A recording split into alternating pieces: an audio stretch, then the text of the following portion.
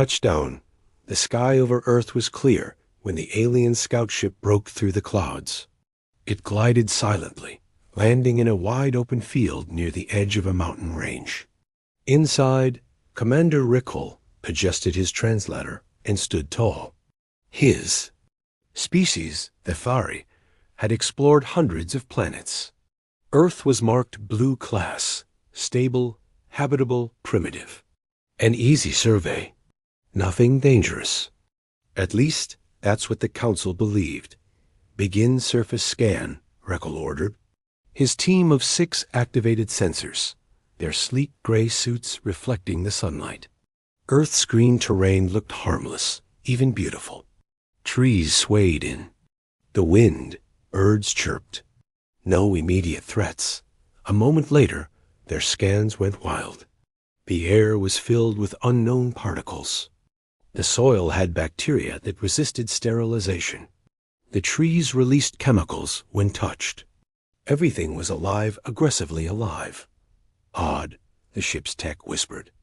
The ecosystem is hostile? Rickle ignored the data.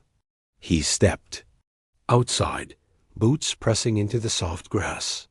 We've landed on worse. Let's meet the locals.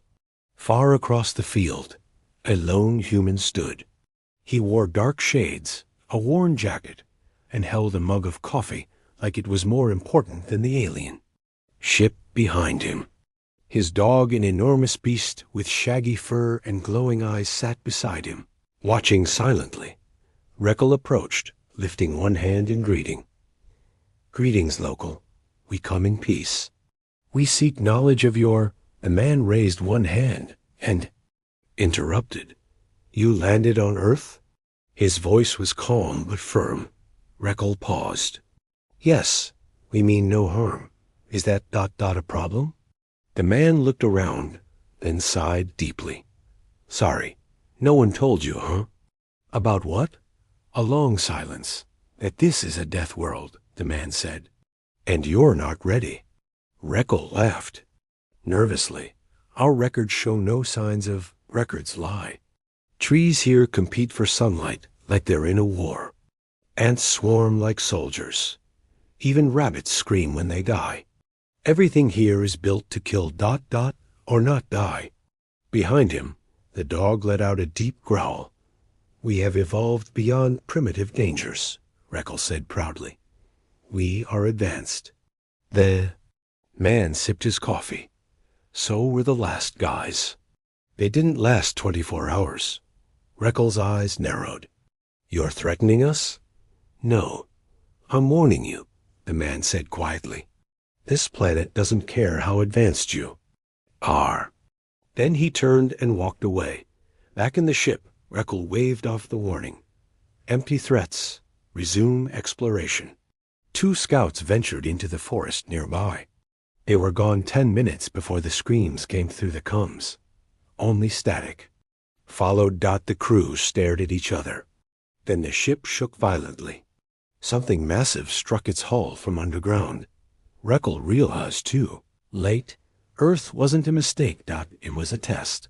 Asterisk. The ship's outer hull groaned again as another tremor passed underneath. Commander Rickle's eyes darted to the scan screen. Nothing. No movement, no signs of a burrower. And yet, something had definitely struck them. Where are Torin and Bell? Rickle asked. He tried their comms again. Still silence. One of the crew, a thin Thari named Julik, tapped frantically at the console. Commander, they're not just missing. Their biosignal's gone. Like they were ... erased. Impossible, Rickle muttered. Something is interfering. Earth has no technology advanced enough for that. No, said Julik, trembling. It's not tech. It's the forest. Outside, the forest line remained still. The tall trees swayed gently in the wind, as if mocking the intruders. The alien ship's ramp hissed open once again. Rickle stepped down carefully this time, armed with a stun rifle and a scanning drone floating beside him. Julik and another soldier, Mara, followed. All 3 wore full protection now, their suits. reinforced against bacteria, toxins, and heat. The forest didn't care. Every few meters, vines brushed their suits. Strange insects landed on their helmets and stared. And always the feeling of being watched. "Something is tracking us," Mara whispered. Reckle nodded. He could feel it too. Not just animals. Not just nature. Something ... aware. Suddenly, a high-pitched screech cut through the air. Drone down. Julik shouted. The floating scanner spiraled to the ground, its lens cracked. Seconds later, a thick vine shot out from the trees and wrapped around it. Dragging it into the darkness. Mara raised her weapon. "What kind of plant does that?" "Not a plant," Reckle muttered.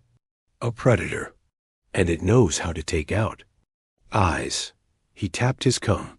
Return to ship. Now. But it was too late. The forest erupted.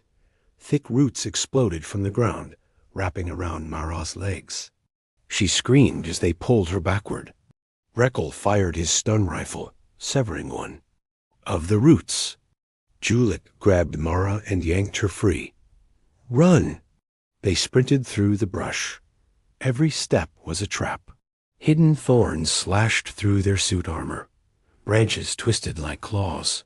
Even the leaves seemed sharper now. By the time they stumbled back onto the field, Mara was unconscious, bleeding inside her suit. The forest stopped at the edge. Not one root crossed the open ground, like it was daring them to come back. Inside the ship, medical systems worked to stabilize Mara. Reckle stood. Beside her pod, his jaw tight. "She'll live," the medic said. But whatever touched her, it injected something. "Our scanners can't even identify the compound." "She was lucky," Julik whispered. "That forest wanted her alive for a reason." Reckle stared at the tree line on the screen. The trees seemed taller now, closer. "I want all data sent back to the Council," he ordered. "They need to know this planet is not what we are told." "And if they don't believe us?" Julik asked. Reckle looked toward the spot where the human man had stood. "They will soon." That night, the temperature dropped quickly. Too quickly. The planet's weather patterns were unnatural. Aggressive. 1 minute warm. The next, a freezing. Wind swept across the ship's hull. Inside, Reckle reviewed past landing logs. They weren't the first to land here. At least 5 other scout vessels had passed close to Earth. All labeled it low risk. None had set foot on the surface. Why? Then he found something odd. A note hidden deep in the database. Planet class upgrade denied. Deathworld category suspected. Confirmed species resilience too high for standard classification. Recommend isolation. Do not engage local population. Reckle leaned back slowly. It wasn't a scan error. That was a cover dash up. Meanwhile, outside the ship, 2 red eyes blinked in the shadows of the trees. Then another. And another. Not animals. Not plants. Something far older. Something that had seen invaders before. And ended. Them. Reckle paced inside the command room, his hands clenched behind his back. Mara rested in the med pod, still unconscious. Julik monitored the scanners, eyes darting nervously every few seconds. "This planet," Julik said, "it isn't. Just dangerous, it thinks. Everything we do, it reacts." Reckle stopped walking. "We underestimated Earth. That human tried to warn us, and we laughed." Julik didn't answer. He didn't need to. The data spoke for itself. No wild guesses, no opinions. Just facts. And the facts were terrifying. The soil shifted under sensors. The air had compounds that adapted after each scan. Even the rain had patterns hitting hard near the ship, and then vanishing. Earth wasn't just alive. It was watching. Outside, they set up automated perimeter drones. Energy fields buzzed softly around the camp. Reckle didn't trust it. Not anymore. The forest had already shown what it could do. Still, He had orders. The council wanted samples. Proof. A living specimen. Tomorrow, Reckle said, we'll go out again, with firepower. Julik glanced over. Commander, are you sure that's smart? We need evidence. Or the council will erase our report and send someone else. Someone worse. Julik didn't like it, but he nodded. We'll prep the gear. That night, something tested their perimeter dot. The drones lit up. A soft zap echoed across the field, and a low growl followed. The alarms stayed quiet, but the soldiers didn't sleep. Dawn came too fast. Thick clouds hid the sun, casting a pale gray over the field. Reckle led the team again, this time in full exo-armor, energy shields humming, weapons ready, their target. The spot where the first team vanished. They reached the forest's edge. Reckle raised his rifle. Then the ground trembled. Earthquake? Julik asked. No, Reckle said. Footsteps. Trees bent. The bushes rippled. Then something stepped out. It was massive, easily twice the height of a Thari. Covered in thick fur, long arms, and forward-facing eyes. Its mouth held sharp teeth. Its movements were smooth, controlled. Not an animal. A hunter. Reckle froze. Hold fire, he whispered, but one of the soldiers panicked. He shot. The plasma bolt struck the creature's arm. It didn't scream. It roared. Loud. Deep, so loud the ground itself seemed to pull away. The creature charged. Back. Reckle shouted. Too late. Crashed through their formation, grabbing the shooter and slamming him into a tree with brutal force. One hit. Gone. Julek fired, aiming for the creature's eye. The shot missed, but it got the creature's attention. Commander, run! They sprinted. Branches lashed out. Roots moved. The forest came alive again, helping its champion. They barely made it back to the ship. Another soldier was injured. The big creature stopped at the field's edge and stared at the vessel. Then, without a sound, it vanished into the forest again. As if to say, this is your only warning. Inside the ship, silence ruled. Reckle sat at the console, helmet off, face pale. He opened the encrypted message and sent the only thing that mattered. Deathworld confirmed. Do not land. Send no one. He paused. Then added, and if they're already down here, pray they made peace with the planet. Hours passed. Then came the sound of footsteps outside the ship again. Only this time it was not an animal. It was the human from before. He stood alone, hands in his pockets, sipping the same cup of coffee. Reckle opened the hatch. The man tilted his head. I figured you'd last about a day. Reckle didn't argue. We didn't know, he admitted, about this place. About you. About all of it. The man smiled slightly. Now you do. Reckle hesitated, then asked, what is this planet? The man looked around, as if trying to decide how to answer. Finally, he said, it's home, but you can't tame it. You can only survive it. And with that, he turned and walked away again. The ship was quiet after the human left again. Commander Reckle stood at the window, watching the trees. His thoughts were loud. What kind of planet fights back? What kind of species treats danger? Like weather, just part of daily life? Julik sat at the console, running simulations. Sir, every model I build ends in the same result. Reckle turned. And that is? We don't survive a second mistake. He was right. The forest wasn't just wild. It was defending something. The creatures weren't just beasts. They had rules. And the planet didn't warn. It acted. We aren't explorers anymore, Reckle said. We're survivors.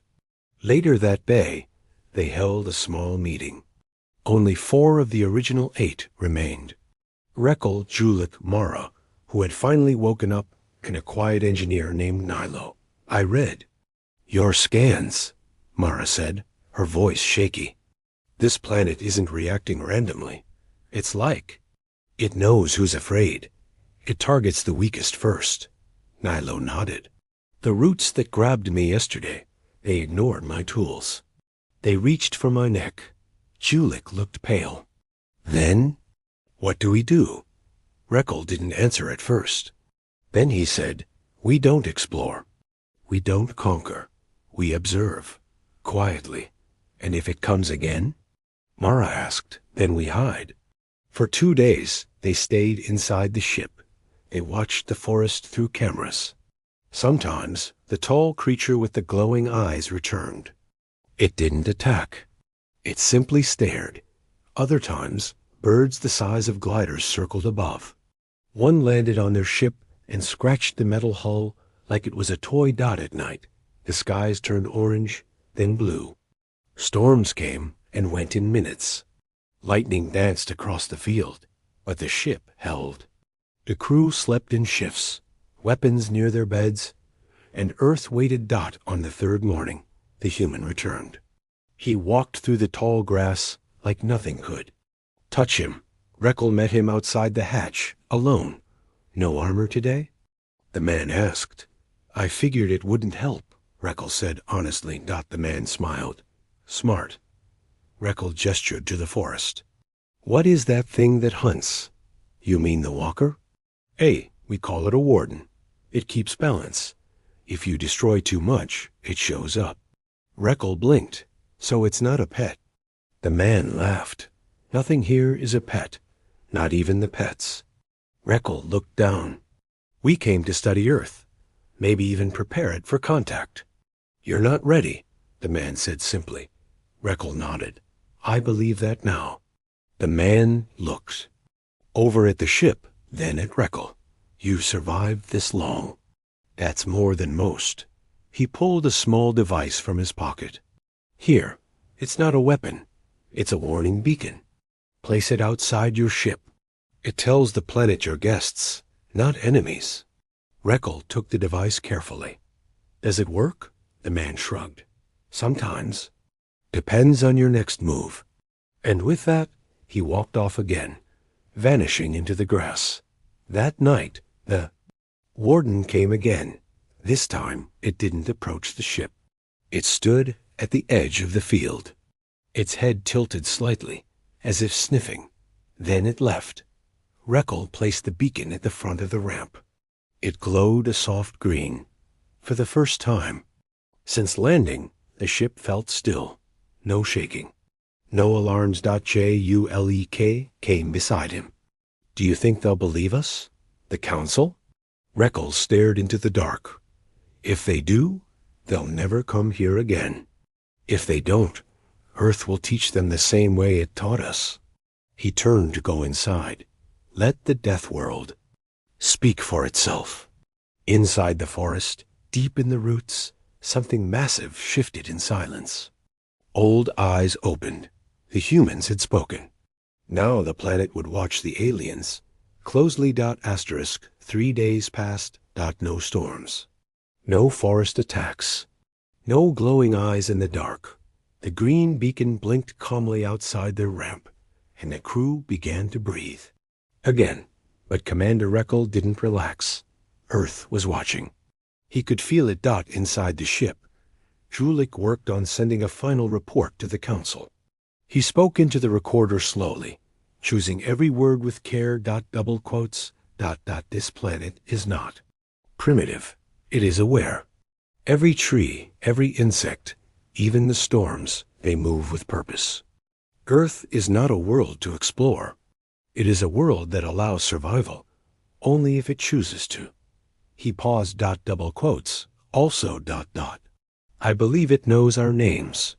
Nilo stood near the observation window, staring at the forest. I think it remembers me, he whispered. Rekel looked up from his console. What do you mean?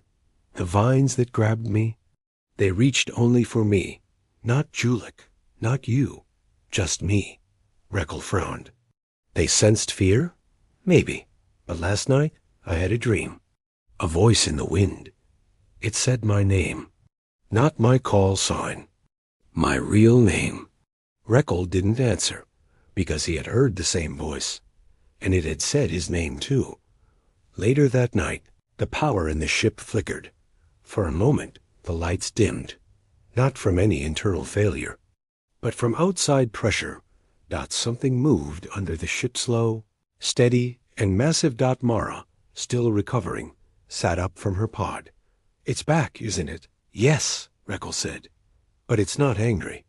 Julik checked the scanners. It's scanning us, like the ship is being tested. For 10 minutes, no one moved. Then the weight disappeared. And the green beacon turned blue. Reckle approached it cautiously. The device glowed and emitted a low hum. The forest swayed in unison, like a single breath. Then, a message played from the Chu. Beacon, you are still alive. You listened. You did not take. So Earth will not take from you yet. Julik, Mara, and Nilo stood behind Reckle, frozen. That voice, Mara whispered. It's not human. No, Reckle agreed. It's the planet. Back inside, the ship received an incoming message from orbit. A second Thari vessel was approaching. Reckle's blood ran cold. They're landing? Yes, Julik said, eyes wide. They ignored our report. They think we're exaggerating. Reckle slammed his fist down. They'll die. Julik looked out the window. Unless Earth lets them live. They watched as a small dot appeared in the sky, descending fast. 30 minutes later, a loud boom echoed across the forest as the new ship touched down. 5 kilometers east. No beacon. No contact. No warning. Just confidence. The crew was large 12 Thari soldiers, fully armored, ready for conquest. Reckle tried to contact them. No response. Only static. They think we're cowards, Mara said quietly. Reckle nodded. But they're wrong. We're still alive. That night, the silence broke. Not with screams, but with silence. The trees didn't move. The wind stopped. Even the insects disappeared. Then came a flash of white light in the sky. Then nothing. The other ship vanished from sensors. Gone. No explosion. No wreckage. Just ... gone. Julik stared at the screen. Did Earth do that? Reckle's voice was low. Yes, and it didn't want anyone to see how. The blue beacon pulsed once more. This time, the message came again slightly different. This is not your world. You were warned. Do not test Earth's mercy. Reckle turned to his team. Pack everything. We're leaving. Now, Mara asked, do you think the planet will let us go? Reckle looked toward the forest. I think ... we listened. And Earth knows that. As they prepared for launch, the crew moved quickly. The air outside felt warmer. The forest didn't move. But something deep inside it did. It was watching. Always. And now it knew their names. Asterisk. The ship's engines began to warm. The crew moved fast. No one spoke loudly. They didn't want to disturb the silence outside. Reckle stood near the control panel, watching the blue beacon still blinking on the grass. Commander, Julik said, we're ready for liftoff in 5 minutes. Reckle nodded, but kept staring at the beacon. It had changed them. Not just physically, mentally. Earth had broken their pride, tested their fear, and shown them something no explorer expected. Humility. They hadn't defeated the Deathworld. They had survived it. And that, on this planet, was rare. Nilo stepped in, holding a small storage unit. I packed samples from the safe zone. No live matter, just minerals and wind data. Good, Reckle replied. We'll take only what Earth allows. What if the Council wants more? Nilo asked. Reckle's voice was steady. Then they can come themselves. As the ship's systems powered up, Mara stood quietly at the viewport. She was looking east toward the place where the second ship had landed. There was nothing there now. Just distant trees. No sound. No movement. They never screamed, she whispered. Reckle walked over. No, Earth doesn't give second chances. She nodded. So why did it spare us? Reckle answered slowly. Because we stopped. We listened. We didn't fight back.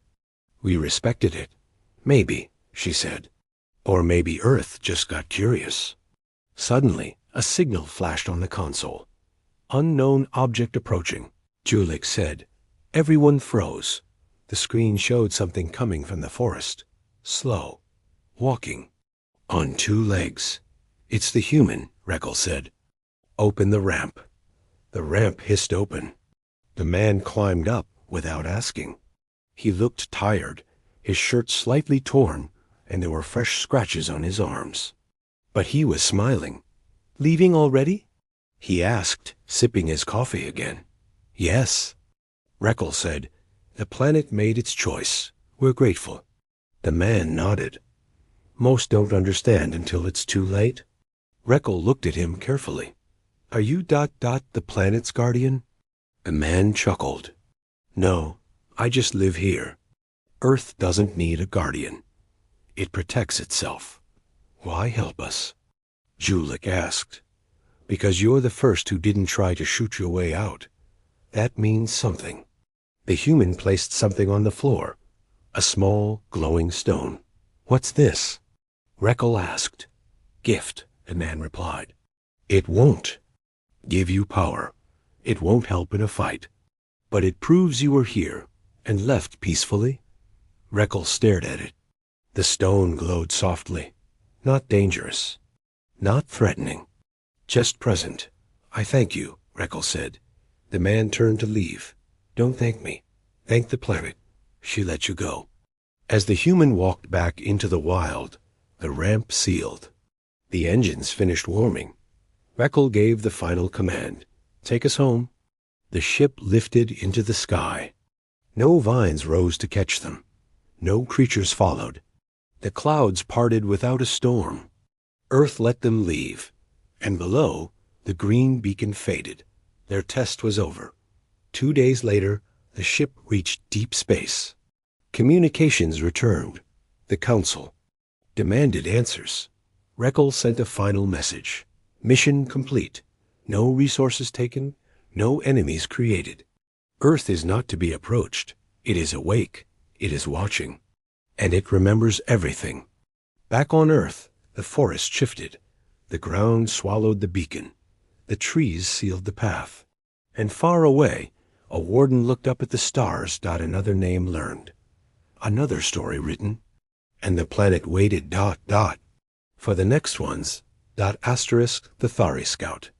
Ship floated quietly through deep space. Earth was now far behind, but none of the crew could forget it. The green forests, the shifting storms, the silence before danger, all burned into memory. No words could explain it fully. Commander Reckle sat in his private chamber, reading the Council's latest response. We request a second expedition. Bring more ships. More soldiers. Earth must be studied further. Reckle closed the message. They hadn't listened. They never would. In the main hall, Julik, Mara, and Nilo discussed the glowing stone left by the human. It now rested in a sealed case, still softly pulsing. It's not a tool, Julik said, but I feel like it's watching. Mara nodded. When I sleep near it, I don't dream. It's not tech, Nilo added. Not by our standards. I ran every scan. It single quotes S ... something else. Reckle entered quietly. It's Earth's reminder, he said, that we're guests. Julik looked up. Sir, what do we do if the Council sends more ships? Reckle didn't answer at first. He stared at the glowing stone. Then Earth will choose again. Far away, in a Council meeting room, leaders debated the Thari report. Some called it cowardice. Others wanted war. A few, the wisest ones, simply watched the data and fell silent. One elder tapped the stone scan file. This isn't science, he said. It's a warning. Another replied, or a challenge. They voted unanimous. A second mission would be launched. On Earth, days passed. The human still unnamed, still quiet stood at the edge of a valley. He watched the stars, saw the streak of the Thari ship escaping the atmosphere. He smiled faintly. They lived, he whispered, for once. His dog sat beside him, ears perked. Then the wind changed. The human looked behind him. A new path had formed through the trees. The planet had felt something. Another ship was coming. And this time, it might not be peaceful. Deep in the roots of ancient trees, the warden moved again. Its massive steps shook the earth. Birds flew from the canopy. Predators went still. Something old, something angry, something patient. Had awakened. Elsewhere, a tiny flower bloomed on the edge of a cliff. The same cliff where the Thari ship had landed. From the ground below, a tiny vine reached up, wrapped around the flower, and pulled it close. It wasn't beauty. It was defense. Earth never forgets. Back aboard the Thari ship, Riekle prepared a special file. Not for the Council, not for science, but for future explorers, if any dared follow. Field notes: Earth, do not take. Do not destroy. Do not test the planet. If you hear your name in the wind, run. The forests remember. The storms speak. The planet is alive, and it watches. He paused. Then added a final note. If Earth lets you leave, you were lucky. The ship turned slowly, heading away from Earth's system. No one spoke. No one celebrated. Even light years away, they felt the weight of the planet behind them. It wasn't fear. It was respect. On Earth, the forest closed in. Landing site with roots and thorns. No trace. Remain. No welcome mat. No invitation. Just silence. Until the next ship falls from the sky. And Earth decides again. Asterisk.